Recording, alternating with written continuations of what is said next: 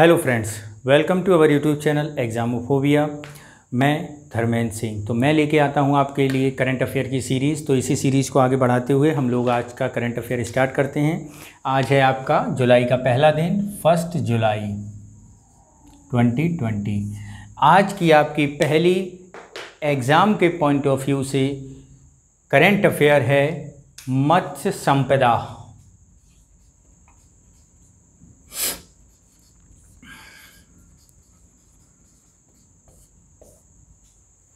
क्या किया है मत्स्य संपदा में, इसमें ज़रा देखते हैं। तो हमारे केंद्रीय पशुपालन मंत्री श्री गिरिराज सिंह ने एक मत्स्य संपदा से रिलेटेड न्यूज़लेटर को इनॉग्रेट किया है, न्यूज़लेटर की शुरुआत की है। क्या है ये न्यूज़लेटर, इसके बारे में देखते हैं। यानी आपका फिशरीज़ एंड एक्वाकल्चर न्यूज़लेटर इसका नाम है। ये आपका न्यूज़लेटर हर 3 महीने में यानी प्रत्येक तिमाही में रिलीज़ होगा। और इसका अगर हम उद्देश्य की बात करें तो ये हमारे मत्स्य उत्पादन को बढ़ाने के लिए और साथ ही मत्स्य इंडस्ट्रीज़ में लगे हुए छोटे छोटे स्वयं सहायता समूहों, छोटे छोटे फिशरीज़ उद्योग किसानों और मछुआरों की सहायता के लिए, उनकी समस्याओं और साइंटिफिक तरीके से नई टेक्नोलॉजी का प्रयोग करते हुए अपने उत्पादन और अपनी आमदनी बढ़ाने के लिए शुरू किया गया है। यानी एक कोऑर्डिनेशन का काम करेगा न्यूज़लेटर किन किन के बीच, मछुआरों के और सरकार के बीच, मत्स्य इंडस्ट्रीज़ के बीच। ठीक है, तो ज़रा इसका हम देख लेते हैं। तो फिशरीज़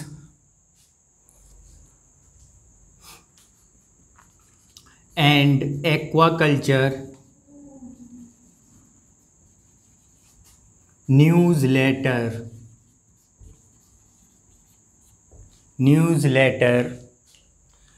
का पहला संस्करण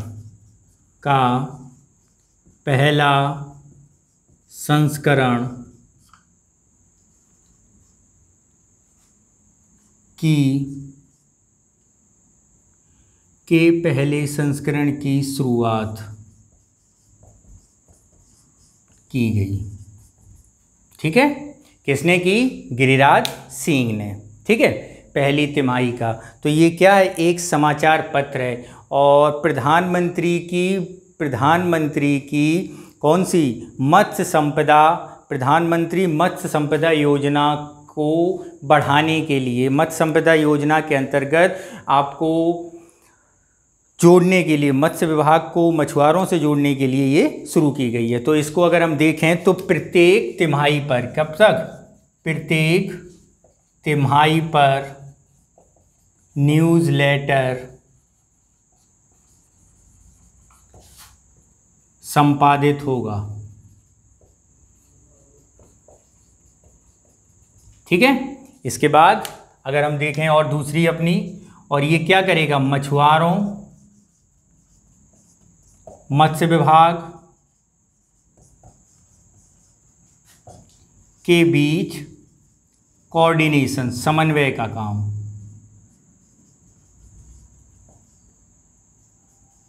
इसके अलावा प्रधानमंत्री मत्स्य संपदा योजना के अंतर्गत इसको लाया गया है। ठीक है, तो ये आ गया, इसका आपको समझ में आ गया होगा। इसके बाद हम लोग चलते हैं अपनी अगली न्यूज़ पर। तो हमारी अगली न्यूज़ है वर्ल्ड बैंक से रिलेटेड। यानी वर्ल्ड बैंक ने एक आर्थिक सहायता, एक ऋण इशू किया है भारत की कुटीर एवं लघु उद्योगों के लिए। जैसा कि आप लोगों को पता है, कोविड-19 के कारण भारत का एमएसएमई इंडस्ट्रीज़ काफ़ी क्षतिग्रस्त हुआ है।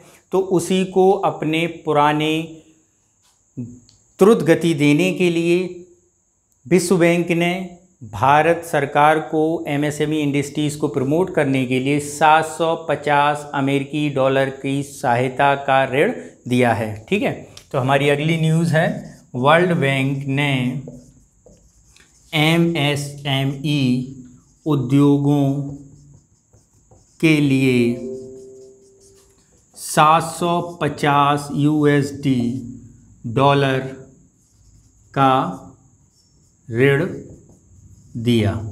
ठीक है, ये ध्यान में रखने की बात है कि ये जो ऋण है ये आपातकालीन सेवा के अंतर्गत दिया गया है। ठीक है, इसके बाद अगर हम बात करें अपने अगले न्यूज़ की, तो हमारा अगला न्यूज़ है दिल्ली में अपशिष्ट ऊर्जा संयंत्र के लिए समझौता किया गया है। किस किस के बीच? दिल्ली में वेस्टेज के लिए, इनर्जिएबल यूज़ करने के लिए वेस्टेज का एक संयंत्र, एक 2 MPSU भारत सरकार की महारत्ना कंपनी के साथ समझौता किया गया है। कौन कौन सी कंपनियां हैं उसको ज़रा देखते हैं। एक आपकी है NTPC plus Indian oil corporation के साथ दिल्ली MCD का अपशिष्ट ऊर्जा संयंत्र के लिए समझौता। इसके बारे में हम देखें क्या है। जैसा कि आप लोग जानते हैं कि अपशिष्ट और वेस्टेज के लिए काफ़ी समस्याएं हमेशा दिल्ली वालों के लिए और दिल्ली सरकार के लिए, MSD के और मुंशी कॉरपोरेशन के लिए, यानी वहाँ की नगर निगम के लिए ये सरदर्द था। तो ये संयंत्र बन जाने से एक तरह से अपशिष्ट का तो उपयोग होगा ही, साथ ही एनर्जी भी आपको, इलेक्ट्रिक भी प्राप्त करने की, बनाने के लिए किया गया है। तो यहाँ पर कौन कौन सी 2 महारत्ना कंपनी है, एक NTPC है और एक IOC है। इसमें क्या होगा, अगर हम इसकी बात करें तो इसमें वेस्ट एनर्जी प्लांट लगाया जाएगा, वेस्ट टू एनर्जी प्लांट, जिसमें गैसिफिकेशन टेक्नोलॉजी से क्या किया जाएगा, एनर्जी बनाई जाएगी। किससे? RDF के उपयोग से सिन गैस का इस्तेमाल किया जाएगा और इलेक्ट्रिक बनाई जाएगी, ऊर्जा बनाई जाएगी। ठीक है, तो फिर इसके बाद हम लोग अपनी अगली न्यूज़ पर चलते हैं। तो हमारी अगली न्यूज़ है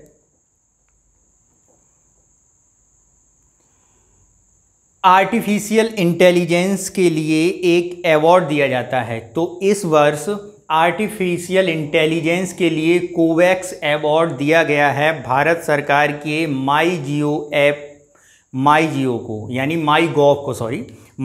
गॉव को। तो यानी भारत की जो आर्टिफिशियल इंटेलिजेंस है उसकी माई गॉव के कोरोना हेल्प डेस्क को क्या दिया गया है, इस वर्ष का कोगएक्स 2020 पुरस्कार। जरा इसको देखते हैं, ये क्या है कोगएक्स 2020 पुरस्कार।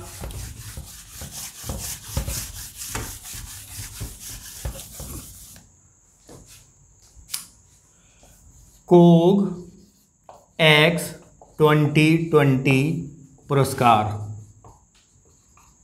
किसे दिया गया है? आर्टिफिशियल इंटेलिजेंस के लिए माई गोव की कोरोना हेल्प डेस्क को।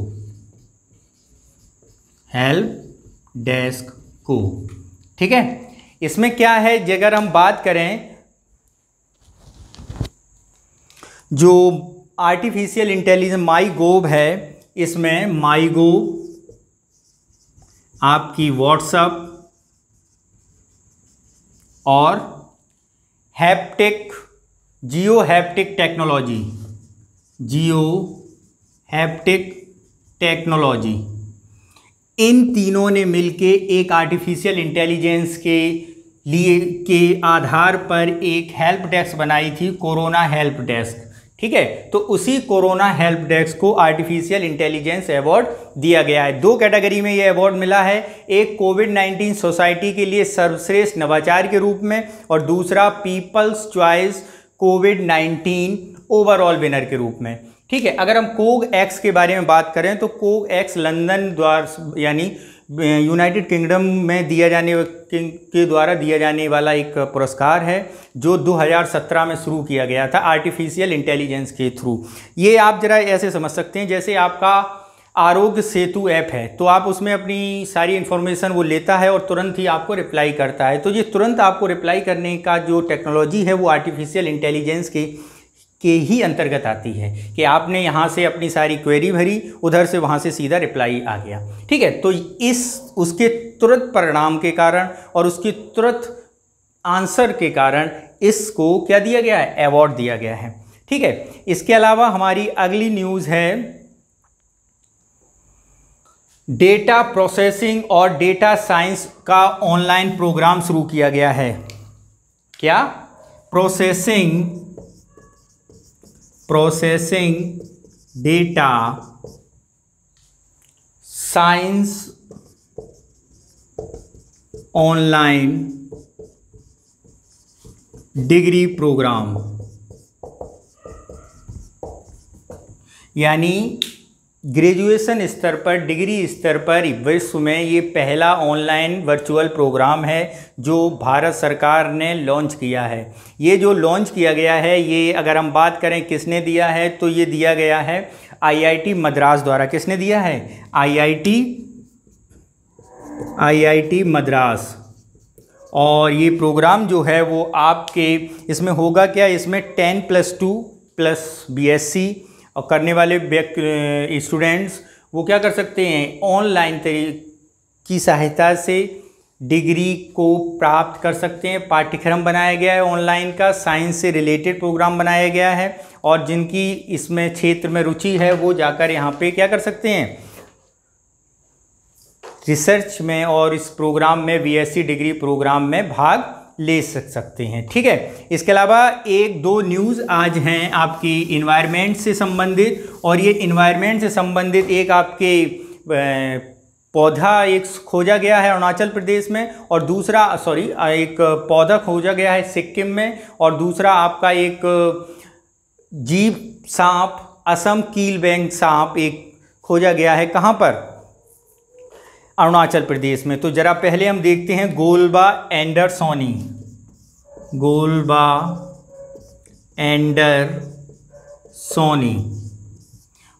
एंडरसोनी क्या है? गोलबा एंडरसोनी एक दुर्लभ पौधा है जो इससे पहले देखा गया था। इससे पहले कहाँ देखा गया था? इससे पहले ये पौधा 1862-70 के करीब देखा गया था, और आज ये देखा गया है सिक्किम में। ठीक है, ये जो पौधा है